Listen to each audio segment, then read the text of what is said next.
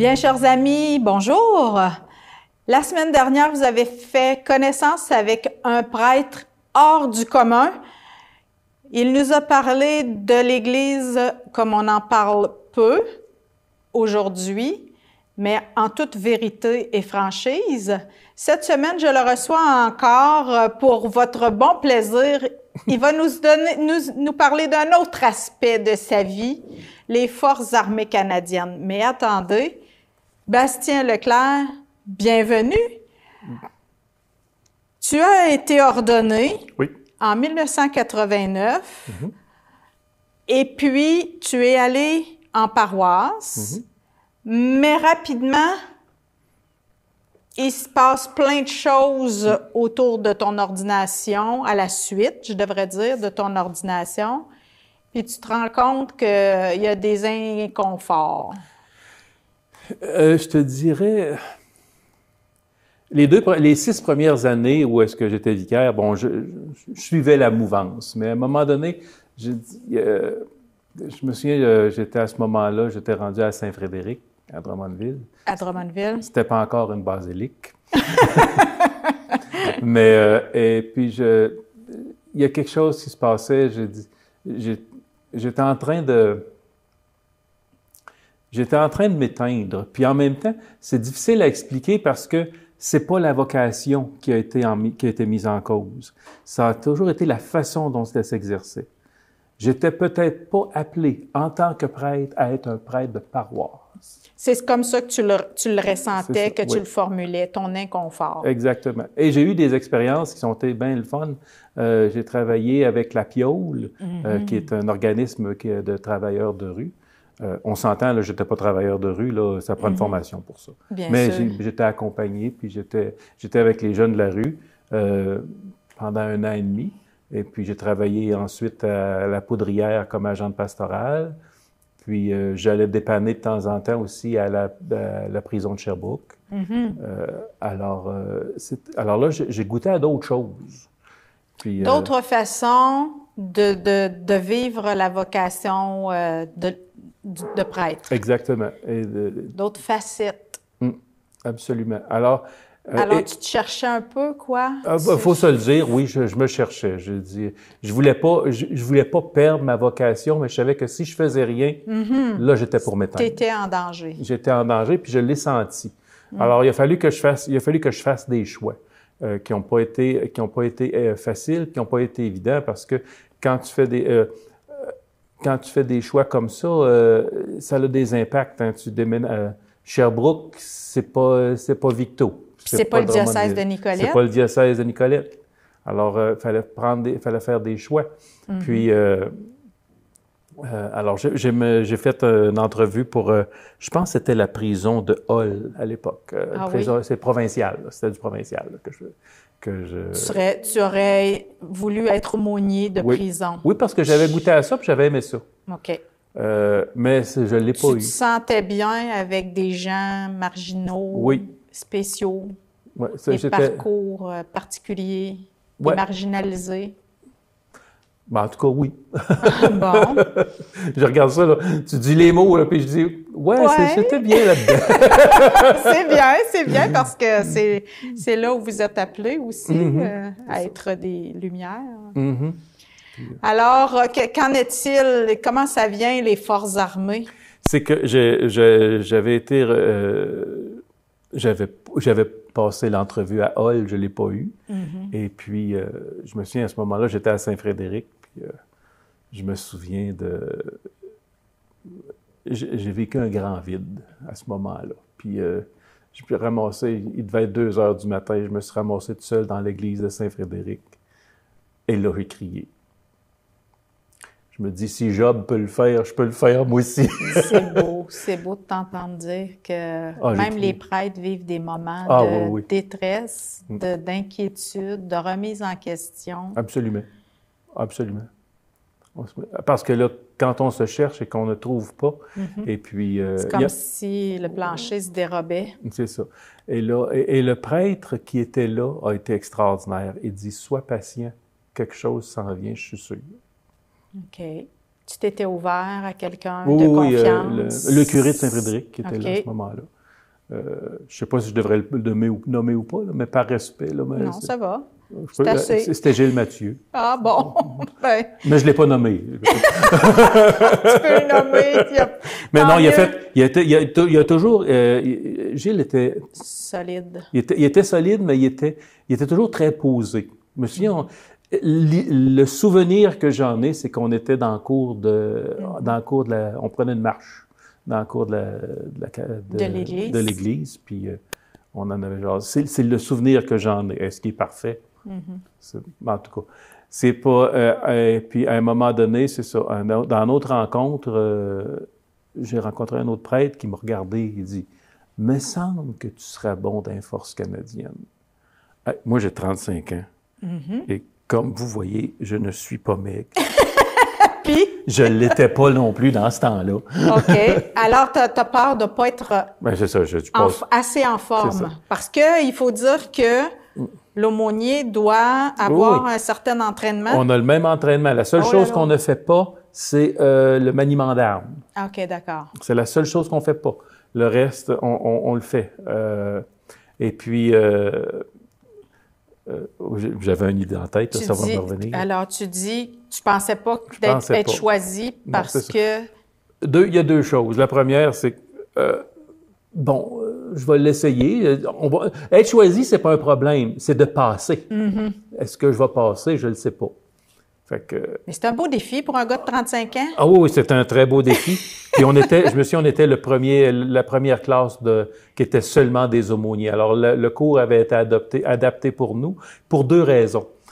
Parce que, souvent les aumôniers rentraient beaucoup plus vieux que les autres. Ben oui, c'est ça, 35 ans. 35 ans. Puis il y en a qui c'était des 40, 45. Fait que tu peux pas lui demander de suivre un gars de 20, 25 ans, là, ça marche pas.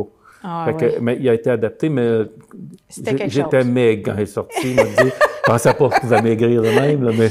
OK. Puis la deuxième chose, la deuxième chose, c'est que j'avais toujours dit, moi, je rentrerai jamais dans les forces canadiennes. Ah bon? Voilà, ça, c'était, il n'y a pas de danger. Fontaine, je ne boirai pas de ton Ah, eau. ouais, Attention, ça, c'est un beau piège. C'était, oui. C'est les préférés du Seigneur. Je suis tombé drette dedans. Non, je vais pas y aller. Moïse, il a essayé ça lui aussi. Moïse a essayé ça. Puis ben d'autres. Dans l'histoire de Jonas, on a Oui. la même chose. Il ne veut pas y aller, moi non plus. Faut pas dire ça au bon Dieu. Attends, c'est ça. Alors, En anglais, on dit ça, Oui. si tu veux faire rire le Seigneur, tu fais un Tu plan. dis, ouais. Oui. Alors, ça marche. Et tu ça passes marche. l'entraînement. Je passe l'entraînement. Il y a quelque chose aussi mon premier posting, c'était à Shiloh, au Manitoba. Et puis, avec l'artillerie. Et le commandant est venu me voir avant que je parte. Il dit, réussis parce qu'il dit, on a besoin de toi. Ah, quand même. Et ça m'est resté. Je me souviendrai toujours. T'étais Colonel attendu. Hudson qui avait dit, ouais. Ça, c'est une belle source de motivation. Oui, j'étais attendu. Il dit, on a besoin de toi. Puis quand on est une des choses qui était j'étais attendu, parce que j'étais prêtre, parce que j'étais aumônier, parce qu'il y avait besoin. Parce que un des rôles des aumôniers, un des grands rôles des aumôniers, c'est de conseiller le commandant, de l'aviser que s'il y a des soldats qui vont pas bien, c'est mon rôle de lui dire, là, en ce moment, le moral des troupes est pas bon, là. Faut faire de quoi, là? Et c'était pas juste de dire ça, c'est de dire, faut amener des solutions aussi. Pourquoi? Puis il faut amener des solutions. Comment on règle ça? Comment on corrige ça? OK, ça, c'est un des rôles de l'aumônier. Un des rôles de l'aumônier. Quand tu réfléchis à ça, ça te convient, tu te sens capable de faire ça? Oui, ça, je suis capable de faire ça. Puis, quels sont les autres rôles d'un aumônier? Il faut donner du support à tous les soldats et leurs familles. Ah oui, et leurs familles. quand même. Et on est les seuls qui ont le rôle de s'occuper de la famille aussi, là. OK. Il faut favoriser tous ceux qui ont une vie de foi, il faut la favoriser. Alors, tu sais, Les catholiques. Il y a les Bastien. catholiques, je suis catholique, mais il y a des protestants, il y a des musulmans. Alors, s'il y a une église protestante, il veut faire baptiser son enfant ou quelque chose, mais il est de l'Église unie, mettons. J'ai dit, là, tu vas aller voir tel aumônier, c'est eux autres qui vont... Parce que ça, c'est plus spécifique à un baptême. Ça, c'est ça. Okay. Et puis, il faut que je m'occupe de... Comme tu as dit, je suis catholique, alors il faut que je m'occupe des catholiques aussi. Puis des musulmans? Les musulmans, souvent, on les dirigeait. Mais souvent, ils viennent juste de... Quand ils viennent dans ton bureau, là, c'est bien plus pour avoir des conseils. Bon, ça va pas bien, même dans ma famille. Il y a bien des fois que la foi... n'est pas en question. N'est pas en question. C'est le mal-être ou le bien-être qui est important. Puis ce qui était le fun dans les forces canadiennes aussi, c'est qu'au niveau des aumôniers, on travaillait tous ensemble. Tu sais, on avait des réunions. Alors, les catholiques, à Shiloh, puis ça. Au début, c'était juste... l'aumônerie était chrétienne au début. Alors, il y avait juste des protestants ou des catholiques. Il n'y avait pas d'autre chose. C'est arrivé plus tard, où que là, on a ouvert d'autres dénominations. Les musulmans ont été les premiers. Puis après ça, à ce moment, il y a des bouddhistes. Puis là, je pense qu'on est rendu à 1 ou 2 humanistes à part ça. Ça va aussi loin que ça en ce moment-là. OK, d'accord. Le tout s'étend, là. Donc, je comprends que tu as passé les examens de contrôle physique. Tu as passé... Tous les ans. Tous les ans? Oh là là! Fait que tu as eu besoin de te tenir en forme. Oui, il aussi. fallait se tenir en forme. Ah, c'est bien. Et puis, tu as passé... Est-ce qu'il y a des examens, des tests d'aptitude? Oh, il y a des tests. On fait souvent ça. Des cours qui préparent? Oh, les cours, ça, il y en a toujours un peu. Il y en a toujours de la formation continue. Il y a de la formation continue, il y en a. C'est sûr qu'il y avait l'entraînement de base qui était 3 mois. Alors là, comment parler à la radio, Alors, il y a une foule de choses. Ça, tu l'as fait, tu l'as réussi. Oui, puis il fallait comment écrire un mémo. Il y a des standards. Dans les forces canadiennes, il y a des standards. Tu n'envoies pas n'importe quel papier au commandant. Il faut que ce soit écrit de telle façon. Ah oui. Puis la discipline, la façon de plier tes vêtements, puis de tenir ça, ta chambre, la propreté, non? Ça, c'est dans le temps de l'entraînement de base. Mais quand tu es rendu chez vous, tu fais bien ce que tu veux. Alors, est-ce qu'un aumônier s'est déployé? Oui. C'est-à-dire que tu es appelé à suivre des soldats qui vont aller tuer des gens, qui vont aller en combat, qui vont aller à la guerre? Oui, on va aller à la guerre. Faut pas mêler. Un soldat, c'est pas quelqu'un qui veut tuer des gens. Non. Un soldat... Pas à la base, mais ça peut arriver. Ça peut arriver. Ça peut arriver, mais il ne faut pas mêler un soldat. Les soldats ont été aussi envoyés à Haïti quand il y a eu le tremblement de terre. Les soldats ont été envoyés aussi... où c'est qu'il y a eu le tsunami, là? Aux Philippines? Aux Philippines, dans ce coin-là. Oui, quand on a eu des soldats qui sont allés là-bas pour être capables d'aider à la reconstruction. Puis quand on est allé... Moi, je suis allé... Mon premier déploiement, c'était en Bosnie. On n'a pas tiré sur personne en Bosnie, mais on a aidé à la reconstruction parce qu'on assurait la sécurité du pays. Tu sais, et puis, puis c'est dur. On parle de la guerre, mais sortir de guerre, c'est dur aussi. Je me souviens, en Bosnie... C'était l'après-guerre en Bosnie?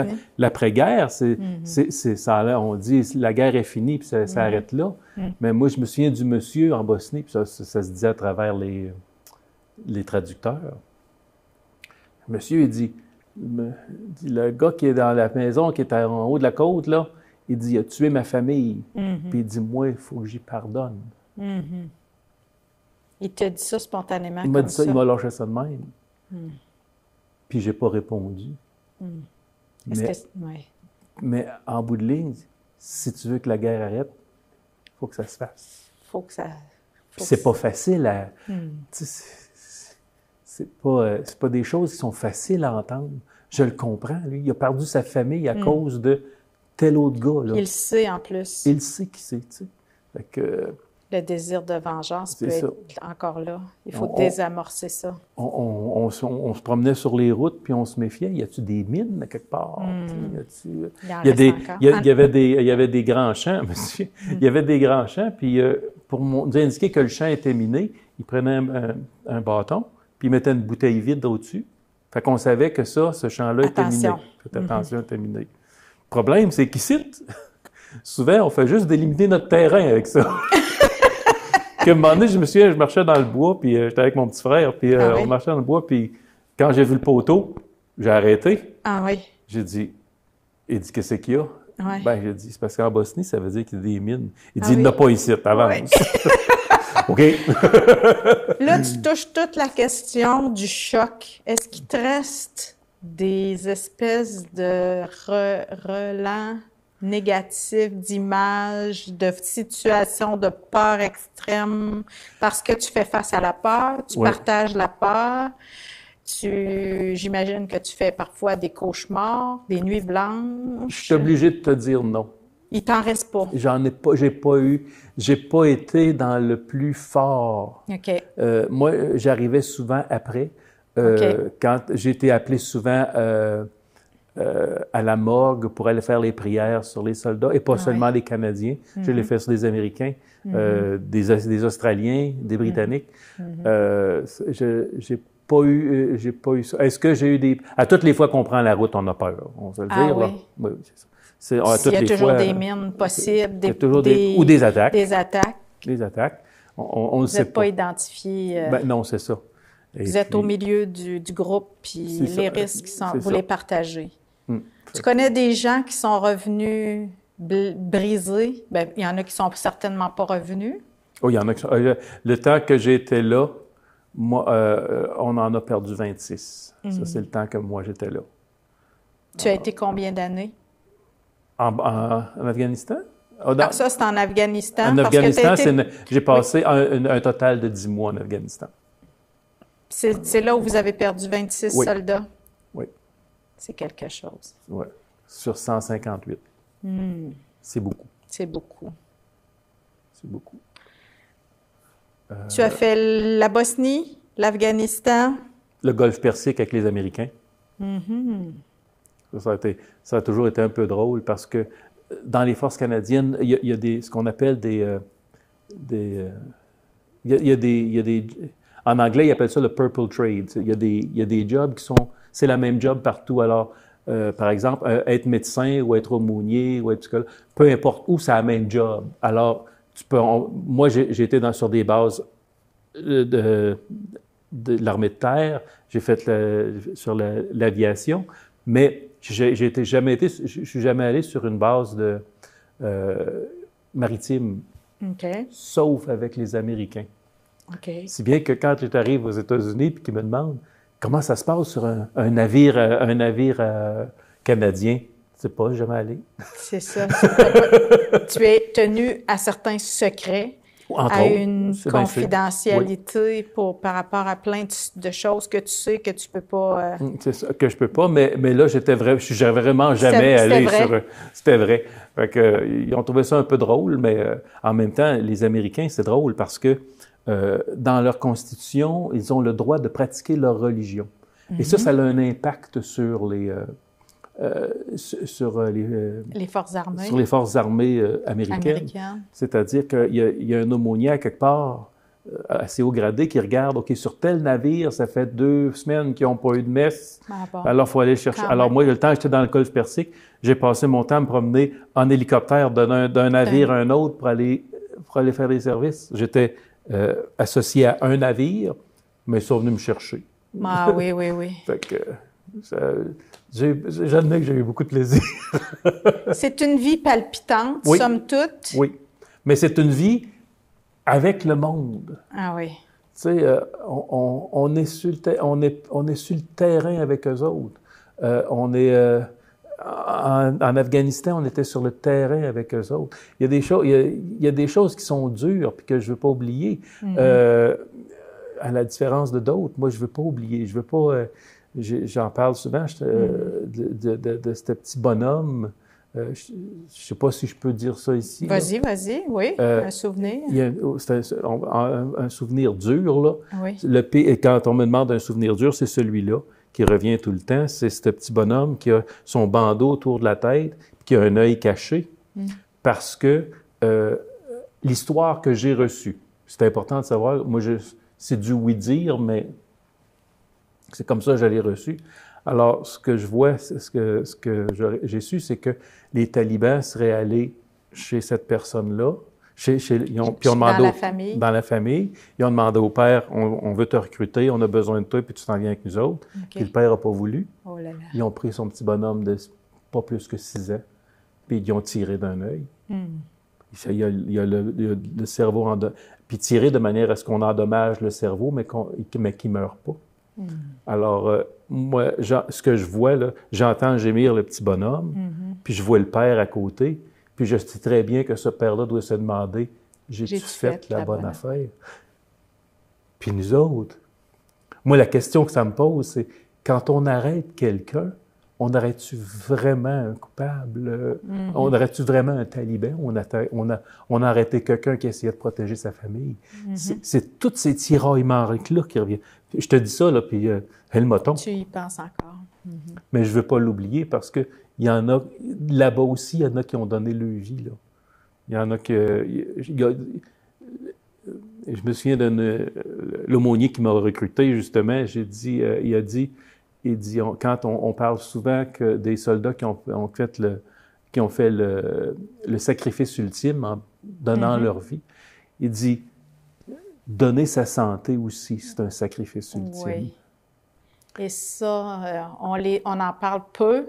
On se souvient une journée par année de tous ces soldats qui sont morts, mais très peu de ceux qui sont revenus avec des traumatismes, avec des membres en moins, avec une psychologie complètement sabotée, avec des insomnies, des chocs post-traumatiques. Et des résultats de ça. Il y a certains, pas tous, mais certains vont aller jusqu'à perdre leur famille. Certains, un des problèmes qu'on a, je sais que c'est aux États-Unis, je suis sûr que c'est ici au Canada aussi. Oui. Mais je suis certain qu'il y en a qui sont dans la rue en ce moment-là. Oui. Des personnes aussi avec des symptômes de dépendance. Probable, oui, c'est ça. Pour essayer probablement de minimiser l'effet ou le ressenti. Les Canadiens sont réputés casque bleu, c'est-à-dire déployés souvent pour apporter la paix ou être des intermédiaires. Comment tu vois le rôle de l'armée canadienne, des casques bleus? On n'était pas en Afghanistan, on n'était pas des casques. Vous étiez l'armée. On était l'armée. Est-ce que c'est encore, on en entend peu parler maintenant? On entend peu parler, mais il y en a encore. Il y en a encore. Où est-ce qu'ils sont en ce moment? Souvent les après-sinistes, comme tu disais tout à l'heure. Où est-ce qu'ils sont en ce moment? Je ne suis pas capable de te le dire. Je ne le sais pas. Mais je pense que un des rôles qu'on a à jouer, c'est peut-être justement d'être là au moment des reconstructions. Ah oui. En Bosnie, c'est pas nous autres qui avons reconstruit, là. Mais le fait qu'on était là donnait une chance à la population de se rebâtir. Des facilitateurs. Des gardiens de la paix. C'est ça, des gardiens de la paix. Mais il semble que si on est capable de faire ça, si on a eu les outils nécessaires, on a besoin de faire ça. Quand je dis les outils nécessaires, c'est parce que c'est pas juste une question de matériel. Faut nous donner... faut qu'on ait des directives claires. Comment faire ça? Quel est notre rôle? De quelle façon on va faire ça, là? En anglais, ils appellent ça des rules of engagement. Je ne sais pas comment on dit ça en français. Des règles. Les règles à suivre pour être capable de faire... Pour établir la... Exactement. C'est quoi les protocoles qu'on peut suivre? Alors, c'est toutes ces choses-là qu'il faut regarder, là. Bastien, on en parle au passé parce que tu es déjà retraité de l'armée, malgré ton apparence jeune et pimpante. Maintenant, on fait quoi après l'armée? comme aumônier? Qu'est-ce qui continue? Qu'est-ce qui s'arrête? Tu gardes des liens avec certains camarades? Un peu, mais pas tant que ça. J'ai eu besoin d'une année sabbatique. J'ai eu besoin. Oui. J'ai eu besoin On peut comprendre. j'ai trouvé ça assez étrange. Moi, je pensais que la retraite, ça va être. Ça veut dire là. Bon. Oui. Mais je suis obligé de te dire que j'ai trouvé ça dur. J'ai trouvé ça dur de me réadapter. J'ai trouvé ça dur de. Avant, quand on est dans les forces, notre vie est assez bien réglée. Tu sais, bon, Oui. on se lève le matin, j'arrive là, bon, puis j'ai mon rôle à faire. Quand je suis sorti, moi, j'étais major, alors j'étais responsable d'une équipe. Alors, il y avait plusieurs choses que... Alors, je m'en allais, puis quand j'arrivais à la maison, c'était « Ah, enfin! » Oui. Mais là, il faut que je m'organise. T'étais un peu perdu. J'étais un peu perdu. Puis, je te cacherai pas que j'en avais peut-être pris large un peu dans mes projets. Puis, il a fallu que je m'assise parce que je me suis aperçu que j'étais beaucoup plus fatigué que je croyais. Voilà. Puis, j'ai même pas fini de remonter. De récupérer. Mais ça s'en vient.